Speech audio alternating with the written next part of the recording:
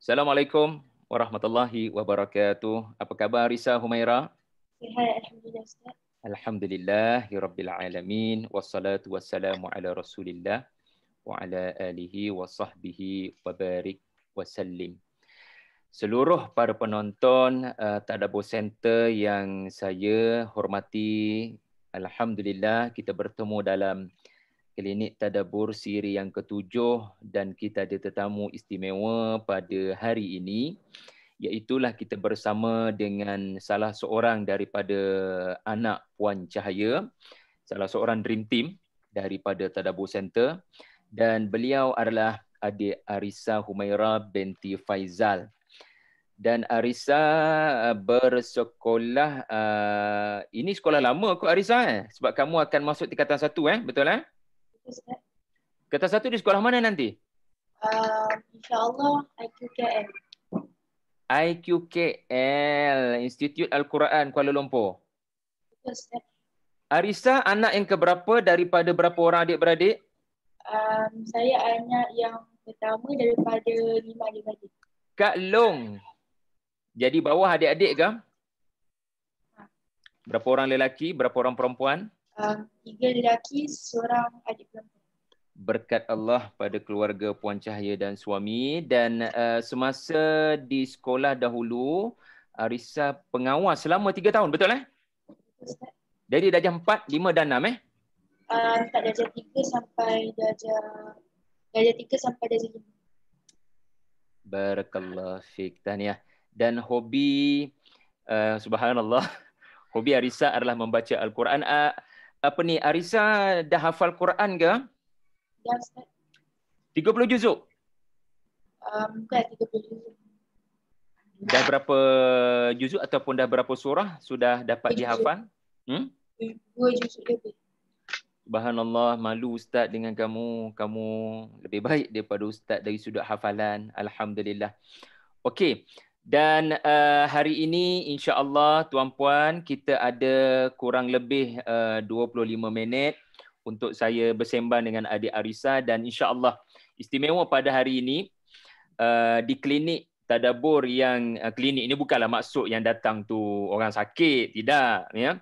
Tetapi ia adalah satu perkataan bagi menunjukkan adanya unsur nak bersembang, nak berbincang insya-Allah.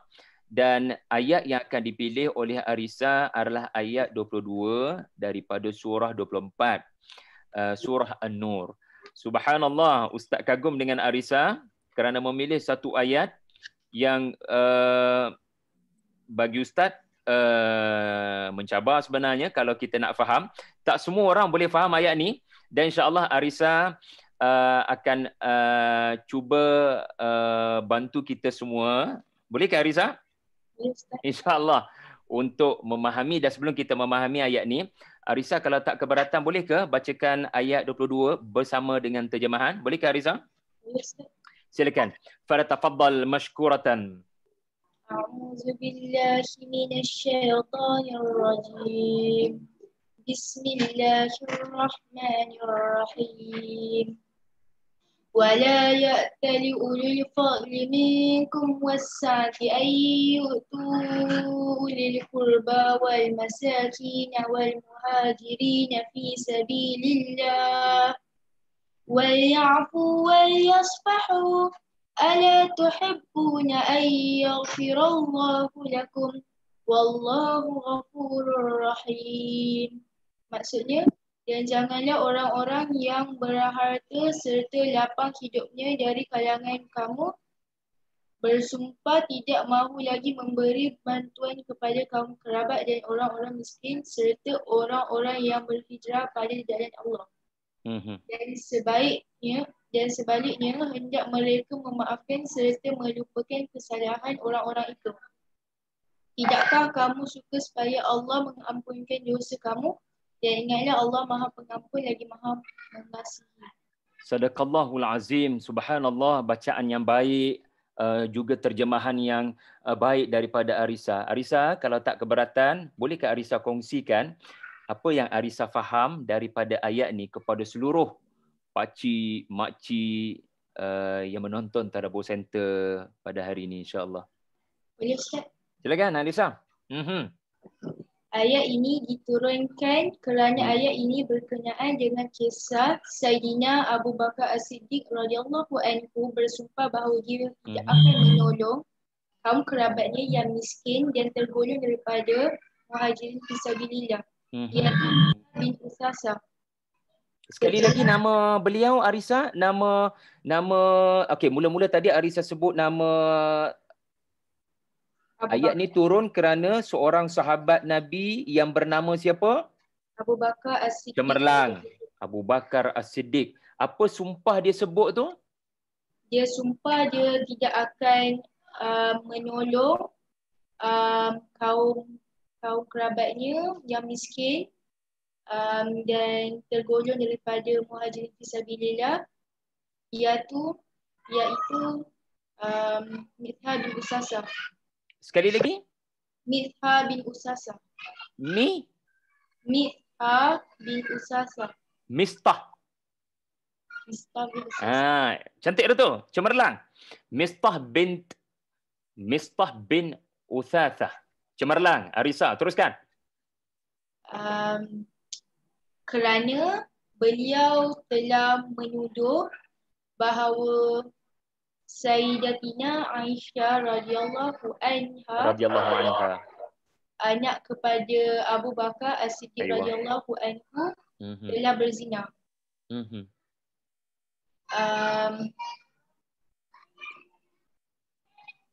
Lalu Allah menurunkan ayat ini kerana supaya Abu Bakar As-Siddiq radhiyallahu anhu memaafkan dan memberi nafkah semula seperti biasa kepada beliau, kerana beliau tidak mempunyai harta melainkan diberi oleh Abu Bakar As-Siddiq radhiyallahu anhu. Pengajaran pada ayat ini adalah kita tidak boleh bersumpah bahawa kita tidak akan memberi bantuan kepada yang memerlukan, dan kita juga perlu memaafkan dan berlapang dada kepada orang yang telah membuat kesilapan kepada kita, supaya Allah mengampuni kita. Itu sahaja daripada saya, insyaAllah. Cemerlang daripada Arisa. Pakcik makcik kadang bila baca ayat ni pun tak pernah dengar nama Mistah tadi kan. Tak pernah dengar nama Abu Bakar As-Siddiq barangkali. Tetapi adik Arisa membuat pembacaan yang mendalam. Arisa dapat tahu ayat ni ada kena-mengena dengan Abu Bakar As-Siddiq dan anaknya Aisyah serta seorang sahabat muhajirun yang turut sama terbabit tak jaga lidah, melakukan qadzaf, menuduh Aisyah melakukan perbuatan tidak baik dengan Safwan bin Mu'attal. Arisa belajar daripada mami ke atau mama ke, atau baca mana-mana buku ke, atau Google, atau macam mana Arisa? Boleh kongsi tak? Sebab Ustaz tertanya-tanya, Masya Allah, mendalam pengetahuan kamu ni, daripada mana kamu dapat ni Arisa? Ada sikit yang saya tahu daripada mak saya. Lagi banyak saya tahu daripada tafsir Ibnu Katsir. Tafsir Ibnu Katsir. 7 siri Ustaz buat dengan pelbagai remaja, lelaki dan perempuan.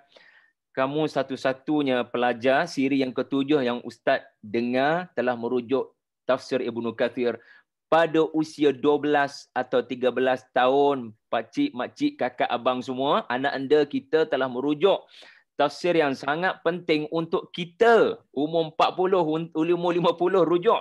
Jadi subhanallah, walaupun anak anda Arisa lebih muda daripada kita, hari ini kita belajar sesuatu daripada beliau. Okey, Arisa, kalau Ustaz boleh tambah, individu muhajir yang berhijrah daripada Mekah ke Madinah, yang bernama apa tadi Arisa? Mistah tadi, mim fin ta tamarbutah, saya ingat Ustaz. Mistah, dia ni salah seorang daripada sahabat yang berhijrah dan memang tak ada duit apa-apa macam Arisa sebutkan tadi. Lalu siapa yang bantu dia untuk hidup di Madinah? Sebab kalau duduk kat Mekah ni kena sepak, kena terajang. Jadi bila berhijrah ni, yang sponsor, yang taja, yang memang memberikan bantuan adalah Abu Bakar As-Siddiq. Tiba-tiba, ya, selepas 5 hingga 6 tahun duduk di Madinah. Peristiwa ini terjadi ketika selepas perang Bani Mustalik tahun 6 Hijrah lebih kurang. 5 tahun, 6 tahun Abu Bakar As-Siddiq support hidup dia, bantu beliau sampai hati Mistah melakukan perbuatan qadhaf. Arisa tahu tak qadhaf tu apa? Melontarkan fitnah, mengiyakan fitnah yang dilakukan oleh orang-orang munafik.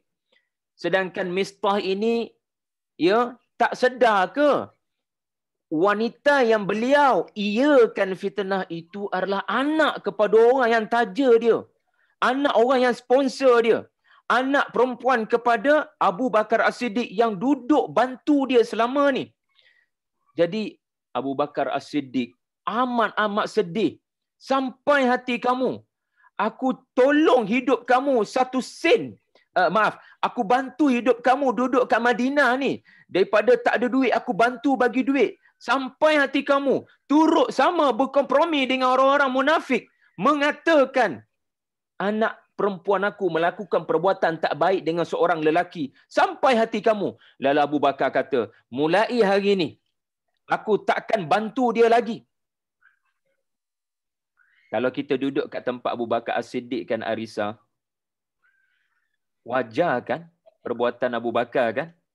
Sebab kita buat baik 5 tahun. Arisa bayangkan, Arisa tolong kawan 5 tahun, 6 tahun. Duduk kat rumah Arisa, makan minum Arisa sediakan. Tiba-tiba dia balas dendam kat kita. Dia fitnah orang yang kita sayang. Iaitulah anak perempuan kita, bayangkan. So, kalau kita ikut emosi kan, memang patutlah orang macam ni, kita stop daripada bagi bantuan. Minta maaf lah, kamu duk fitnah anak perempuan aku. Kau keluar daripada rumah aku, minta maaf, pandai-pandailah kau hidup sendiri. Kalau ustaz lah duduk kat tempat Abu Bakar, ustaz pun ya tak begitu kuat untuk terus bagi sumbangan. Ustaz sendiri akan kata, minta maaf lah, aku tak sponsor dah kau kalau perangai macam ni. Tetapi Allah Ta'ala turunkan ayat ni. Allahu Akbar. Allah turunkan ayat ni untuk bagi tahu Abu Bakar As-Siddiq apa yang Arisa sebutkan tadi. Kau pernah bersumpah untuk membantu Mistah. Jangan langgar sumpah berkenaan. Hanya kerana ya dia melakukan perbuatan qadhaf. Dia melakukan perbuatan yang sangat buruk kepada anak perempuanmu, mencemarkan ya kedudukan keluarga kamu, wahai Abu Bakar. Tetapi jangan kerana dia melakukan kesilapan berkenaan, kau tidak lagi membantu. Ini kerana apa, Arisa? Kerana Mistah telah dikenakan hukum hudud oleh Nabi SAW. Beliau dah dihukum oleh syarak. Tahu tak, Arisa, orang yang fitnah berapa sebatan? Ustaz? Berapa kali kena sebat orang yang mulutnya memfitnah seorang wanita beriman melakukan perbuatan zina? Qadhaf. 80 sebatan, Arisa. Mistah ni dah kena hukuman. Kena sebat. Lalu kalau dia dah kena hukuman syarak, dia dah bertaubat, dia suci daripada dosa. Di sisi Allah dan di sisi manusia, dia mesti dianggap seperti bayi yang baru lahir. Jangan lagi ungkit perbuatan lama dia melakukan fitnah kepada Aisyah. Maka ayat ni ajar Abu Bakar As-Siddiq, jangan lagi melihat Mistah sebagaimana Mistah sebelum ni. Iaitulah apa dia? Dia fitnah anak perempuan kamu. Sekarang Mistah adalah Mistah yang sudah bertaubat. Maka jangan lagi ungkit dosa-dosa di masa lampau Mistah tu. Dia dah bertaubat. Jadi tolong kembali melakukan infak, bantuan, talian hayat kepada Mistah. Jangan kamu menjadi orang yang tidak membantu dia lagi. Waliyafu waliyasfahu. Maafkanlah dia. Kerana Allah sudah maafkan dia.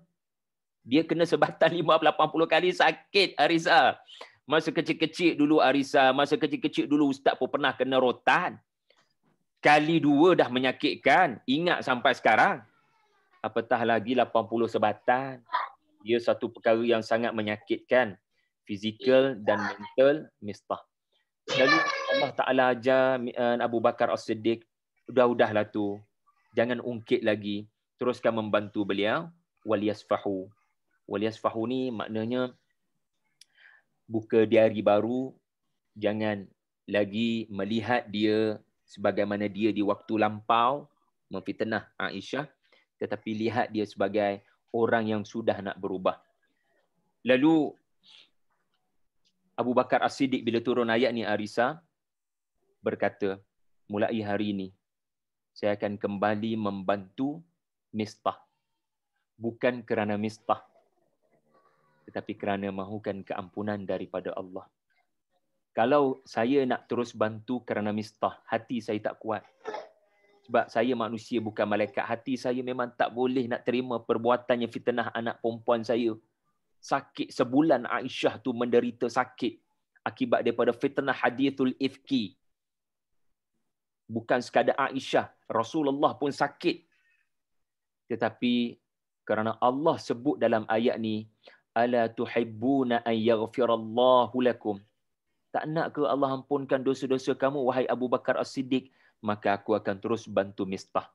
Maksudnya apa Arisa? Abu Bakar kata, aku akan bantu Mistah bukan sebab Mistah. Aku akan bantu Mistah kerana nakkan pengampunan daripada Allah. Subhanallah. Suka sangat bila Arisa pilih ayat ni. Dia adalah pengajaran untuk ustaz sendiri. Ya. Jadi, kalau Arisa nak bumikan ayat ni, tahu tak membumikan ayat ni? Arisa pernah dengar ke perkataan membumikan tadabbur? Arisa bila baca ayat ni, macam mana Arisa nak amalkan dalam kehidupan? Boleh tak Arisa kongsikan kehidupan Arisa sebagai remaja, sebagai pelajar, ya, yang ada kawan-kawan? Ada kawan-kawan tak Arisa? Ada ramai kawan-kawan kan? Macam mana ayat ni Arisa nak amalkan dalam kehidupan? Boleh tak Arisa kongsikan pengajaran ayat ni yang boleh Arisa terus amalkan dalam kehidupan sebagai remaja, ataupun sebagai seorang anak, ataupun sebagai seorang kakak? Jika adik-beradik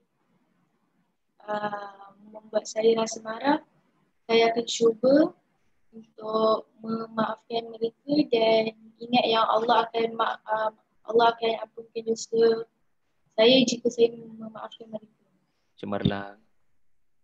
Cemerlang kefahaman Arisa iaitulah, kalau adik menyebabkan saya marah, saya akan cuba kuatkan hati untuk memaafkan. Mungkin nak memaafkan kerana adik, Arisa tak kuat. Tetapi memaafkan kerana nakkan pengampunan Allah, Arisa jadi kuat. Sama juga nanti Arisa masuk sekolah menengah nanti, di mana tadi IQKL, Arisa akan jumpa kawan-kawan. Dan mungkin perangai kawan-kawan lebih teruk daripada adik-adik kita. Ya, waktu tu barangkali berlaku situasi di mana kita marah sangat pada perbuatan kawan-kawan kita. Jangan putus asa Arisa bila kawan-kawan buat buruk pada kita. Apa yang perlu Arisa buat? Tegur. Didik. Yang sebut sepatah apa yang patut mereka ubah. Kalau diorang tak dengar juga, ya, apa yang patut Arisa lakukan adalah maafkan. Apa ayat tadi ajar kita? Waliyafu waliyasfahu. Okey, tuan-tuan, puan-puan yang menonton, mungkin ayat tadi susah nak hafal, tapi sekurang-kurangnya ada 2 kata kunci. Ada 2 kata kunci. Waliyafu, maafkanlah. Waliyasfahu, berhenti mengungkit. Buka diari baru. Jadi, kalau Arisa berjaya buat pada adik-adik, insya-Allah Arisa akan boleh buat pada kawan-kawan. Dan Arisa, kamu dah 3 tahun jadi pengawas. InsyaAllah Ustaz sangat yakin Arisa akan jadi pemimpin satu hari nanti di universiti. Ya, mungkin dalam negara, mungkin luar negara. Bila jadi pemimpin ni Arisa, kita sangat mudah terdedah kepada khianat. Orang yang kita bagi kepercayaan, tiba-tiba tikam kita kat belakang. Arisa tahu tak apa maksud tikam di belakang tu? Dia buat jadi yang tak baik dia. Tanpa kita sedari. Kita pimpin tangan dia, kita beri kebaikan pada dia, sedar tak sedar dia khianat pada kita.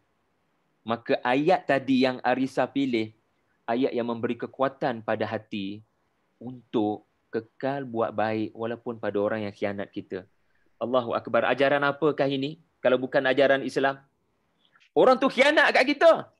Tapi Quran kata, kadang perbuatan orang-orang macam ni, jangan hanya nampak buruk sahaja. Orang hasad dengki. Ya. Tetapi di sebalik perbuatan mereka, kita tak nampak ada kebaikan Allah tu. Arisa kenal cerita Nabi Yusuf. Kenapa Nabi Yusuf tak marah abang-abang dia bila abang-abang dia humban dia dalam telaga? Kenapa Yusuf alaihi salam, Nabi Yusuf tak kata, sampai hati abang-abang buat macam ni, jagalah. Satu hari nanti saya akan balas. Nabi Yusuf tak cakap macam tu. Bahkan Nabi Yusuf berdiam diri, dia zip mulut dia. Dan dia meyakini, وَلْيَعْفُوا وَلْيَسْفَحُوا. Aku maafkan abang-abang aku. Dan aku takkan ungkit perbuatan abang-abang aku. Dan kesan daripada sikap berkenaan, Allah bagi rezeki tak pada Nabi Yusuf? Allah bagi rezeki. Apa berlaku pada Nabi Yusuf? Dia menjadi seorang raja. Tepat. Cemerlang kamu. Nabi Yusuf pergi ke Mesir, belajar pelbagai ilmu. Allah berikan kenabian. Dan kemudiannya menjadi pemimpin besar di negara Mesir. Sebab apa? Sebab abang-abang humban dia dalam telaga. Kalau tidak abang-abang humban dalam telaga, siapa nak selamatkan Mesir nanti 40 tahun lagi? Jadi Nabi Yusuf yakin, memanglah ketika dihumban dalam telaga, sakit hati sampai hati. Saya percaya ke abang-abang sampai hati abang-abang buat macam ni. Saya tak pernah buat buruk pada abang-abang. Saya bahkan buat baik pada abang-abang. Tapi abang-abang campak saya dalam telaga. Sampai hati abang-abang. Nabi Yusuf tak kata macam tu dalam hati dia. Dia senyap saja, dia percaya Allah tengah mengatur kebaikan. Dan akhirnya berlaku tak kebaikan tu? Berlaku kebaikan.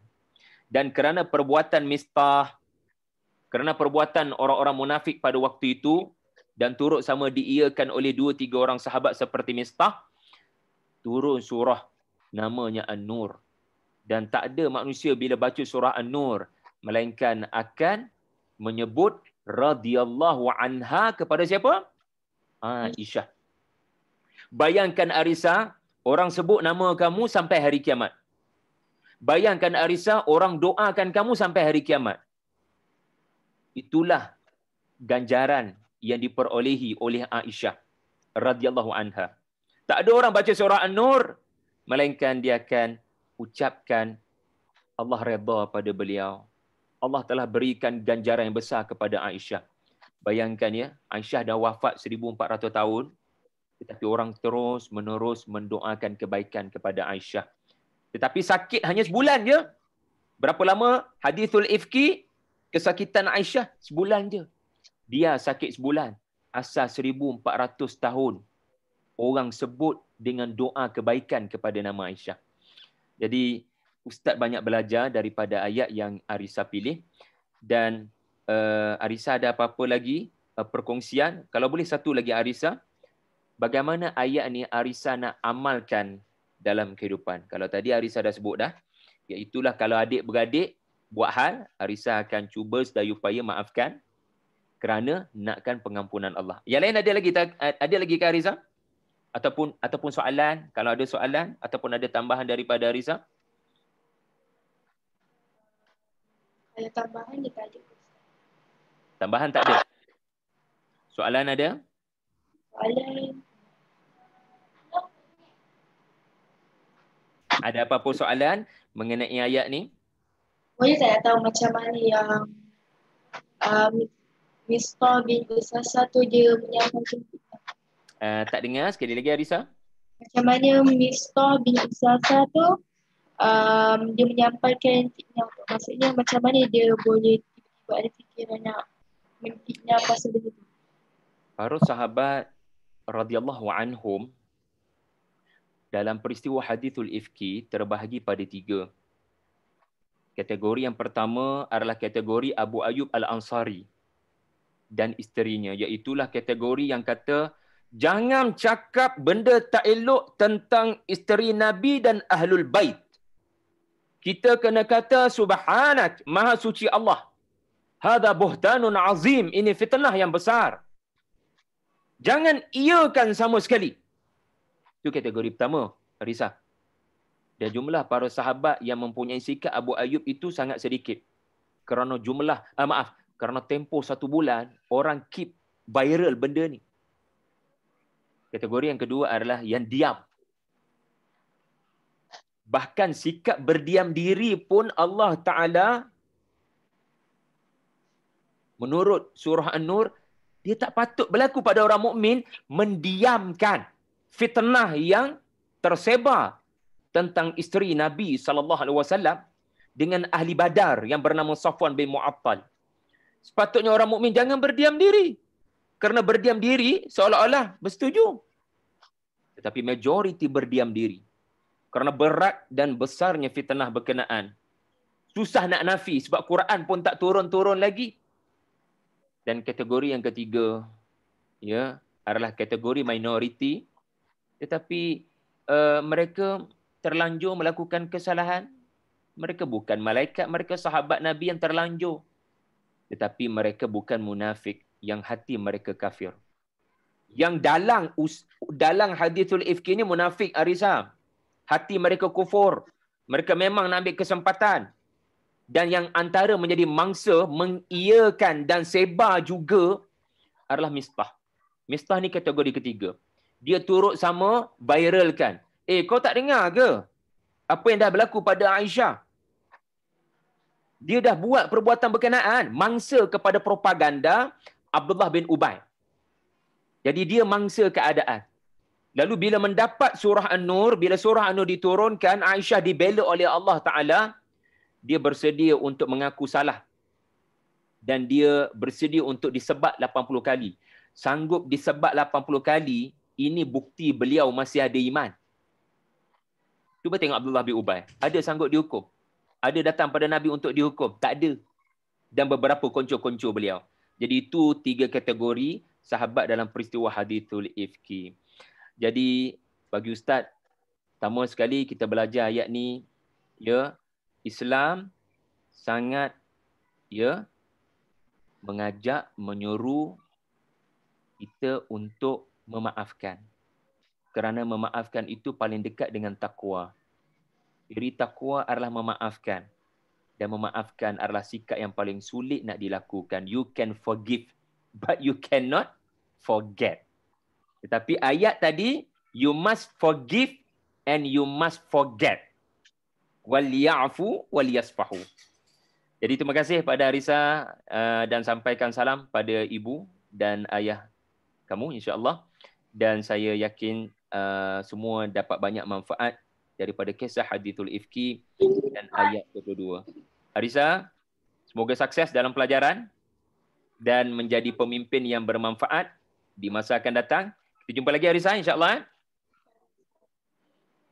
Arisa, jumpa lagi. InsyaAllah, Ustaz. Assalamualaikum warahmatullahi wabarakatuh. Waalaikumsalam.